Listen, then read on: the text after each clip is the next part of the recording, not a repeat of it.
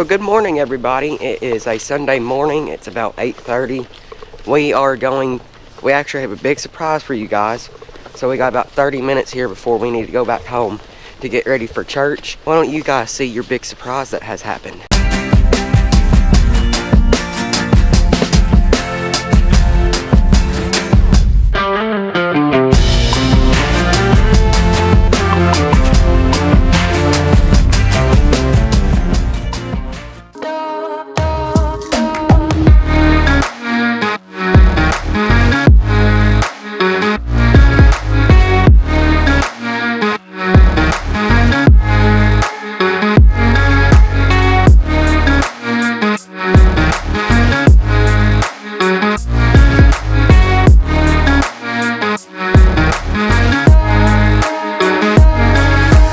Here we go again. It's about to get a little loud, so might want to plug your ears.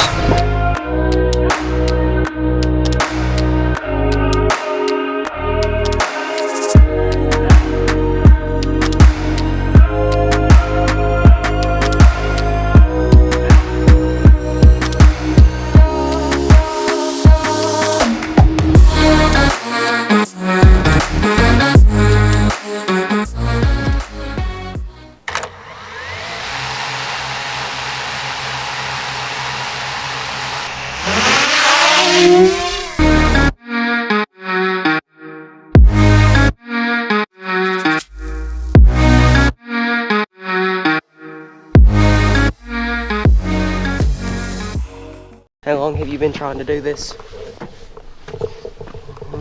5. It's been in the plan since we built them. I mean, like, how long has it taken you since you started the bank and the paperwork and getting... Oh yeah, it's been about 2 years. It's been a slow, long process between COVID and the bank dragging their feet. But we finally got our meters installed down there at the water room. Final breaker. Will we hear a big boom or a sizzle? Well, I don't remember what. I don't remember what Jim said. Where's the light even at? I don't even know where the light's at.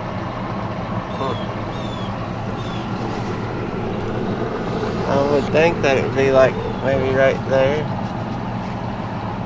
No, that's that. So right now they are flashing red. So the guy we've been talking to, Solar Jim, he said that after about 5 to 10 minutes they should start flashing a different color every 20 seconds, saying that they are producing power. So as you can tell, we are super knowledgeable about what we're doing right now. So would you say for the solar panels we have no idea what we're doing? So apparently those little control centers are blinking red when we don't even have power to the control centers because all of our breakers are off. But they're supposed to be blinking green when they are making power. But don't quote me on any of this because we have no idea what we're talking about. This is what Solar Jim told us. We'll give it a little bit. Of course, the sun's... I don't even know if the sun's going to come out. We'll see what they do, and then give him a call later. We just got back from church. It's around 1 o'clock.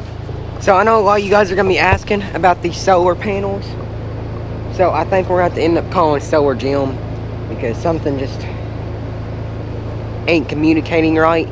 And Solar Jim and his crew, they would have came and started this for us, but they are way up north. So it's a long, I think they're in Iowa, maybe. I don't know if that's right or not. KU had to put meters in our water room, and they did not put the meters in until after a month after these things were ready to go. So we had to wait a month on them to put the correct meters in. So I know why you guys are going to be asking about it.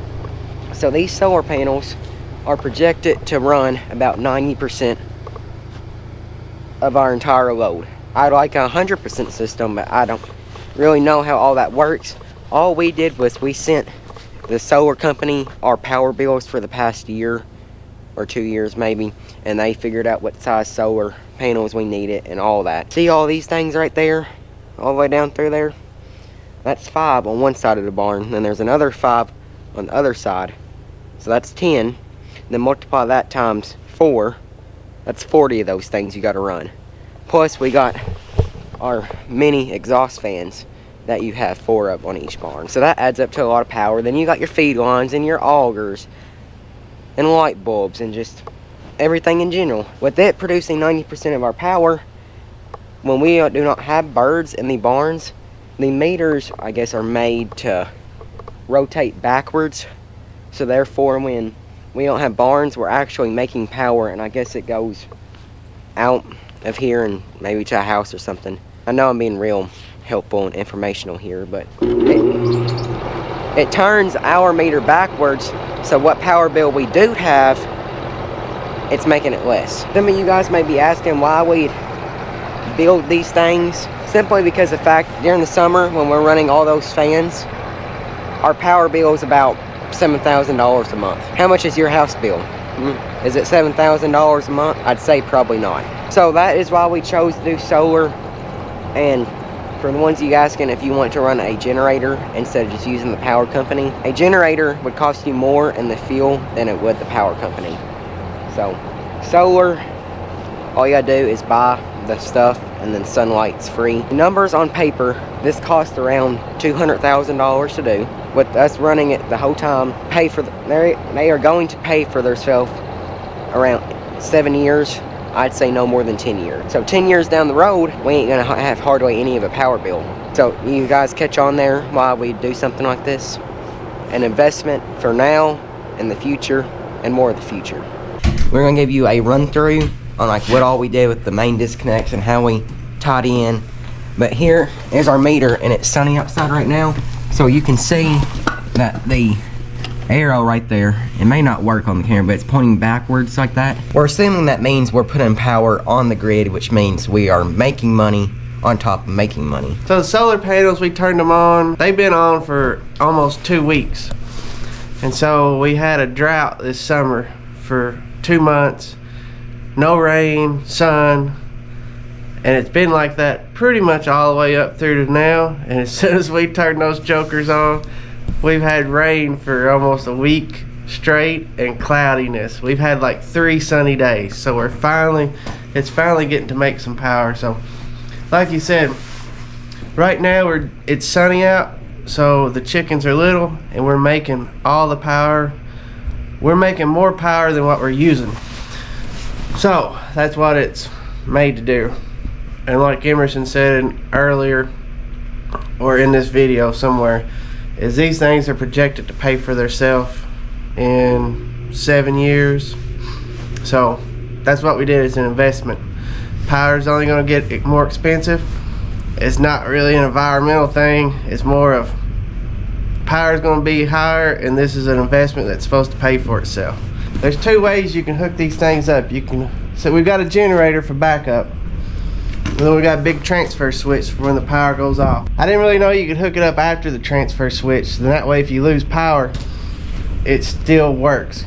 Fun fact that I did not know about solar panels. This isn't a battery system. This is just a straight up, when the sun goes down, no power with the solar. No battery storage. You have to have power to the inverters for them to work. So you have to have power to the solar panels for them to produce power. Didn't know that. But so ours is hooked up before the transfer switch, so if we lose power off the line, we ain't making any solar power. I may have would have wired it different if I'd known that. I didn't. That's something we could change in the future if we really wanted to. Basically, we spliced into our power coming off the line and came right over with the 2 disconnects. And I think Emerson's got a video out there of us pulling wire and all that. You go see these 2 disconnects all the way back there. So we're gonna go ahead and apologize right now if all of this stuff has wind noise in it, because it's windy and cold, but at least it's sunny so they can make power. But you want to continue on with your... Oh, so when we built these, I don't know if I'd said it before, with all the COVID stuff, you could not find 400 amp disconnects, breaker disconnects, single phase, anywhere.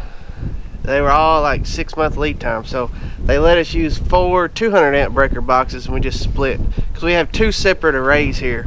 So when we built the farm, we built it in mind of this, and with the net metering, you can only go up to 45 kilowatts a meter. And so if we just did 1 meter down here, 45 kilowatts is nothing for this. And so we put 2 meters in, so we had 2 systems, so we can do 90 kilowatt systems. I think that's what it is, I don't know. But so we split these, so the 2 center ones are for the bottom solar arrays. And don't quote me on this, but I believe if you put in the system for your house, you're gonna get about, I think it's 1 of these. Like so 1 section here, 1 from there to there, and we've got 4 and then like a half one. So I don't know, maybe I'm wrong, maybe that's enough to do like 9 or 10 houses, I don't know. So then that power comes to these breaker boxes, which your breakers are in there, and we've got them all labeled, and then they hook to these. And also here's your thing for your degree tilts. So we're in the winter months, 45 degree tilt, and there's our protractor, and that's what it's on. It's on about a 45 degree tilt right now. And we don't have it yet. They're sending it to us, a monitoring kit that goes off where you can put an app on your phone and you can monitor all these panels, what's putting out what. Right now we come back here, we don't do it every day, but we come back here and check. There's a little light. I don't know if you'll be able to see it, but it's got to be green. It's got to be flashing green, and that says it's making power, which it's flashing green. It'd be a whole lot easier just to have it on our phone to be able to look it up. Ain't it Bluetooth? Well, it runs off Wi-Fi. You have to have Wi-Fi or a hotspot, which we have a Wi-Fi hotspot, and it'll hook up to that, and then it'll go to our phone where we can see what it's making, hopefully. And so I'll have Emerson link the website in the below in the description, I guess. But if you're interested in solar, the company we use is called SolarCam, and they're out of northern Illinois, but they traveled all the way down here. It's like a 6-hour drive for them. But he'll talk to anybody. It's Jim at SolarCam. I call him Solar Jim. But if you're interested anywhere like that, give them a call. Maybe it works for you, maybe it doesn't. And there's grants out there available too. We've got you can put in for grants to help pay for them, you know, so call him up and check them out. If it's for a farm or your house, either he'll sit down and go over the numbers with you and see if it works, see if it makes sense. We felt like it does for us, so that's why we did it. Emerson will put that down below. Let's hope it stays sunny so we make a little power. Alright, so there you go. There's a rundown of the solar panels, why we did them, how we did them, what we did to make them work. So I hope you guys enjoyed this video. Obviously this video was a lot more talking and explaining, but we've had this in the plans for the last 5 years. So it's been a long time waiting for these things to get here, but they are finally here and producing power. And as you saw, we're already making money on them and putting power on the grid. So I hope you guys enjoyed this video. And chickens, they're in the barn right now. They're about a week old. They came in last week. But here's a prime example right here while we put solar panels in. See, look. You see it? Those things ain't cheap to have. But I know this video is a lot of talking. Next video we'll be right back into doing stuff. So remember, faith, family, farm. See you in the next one.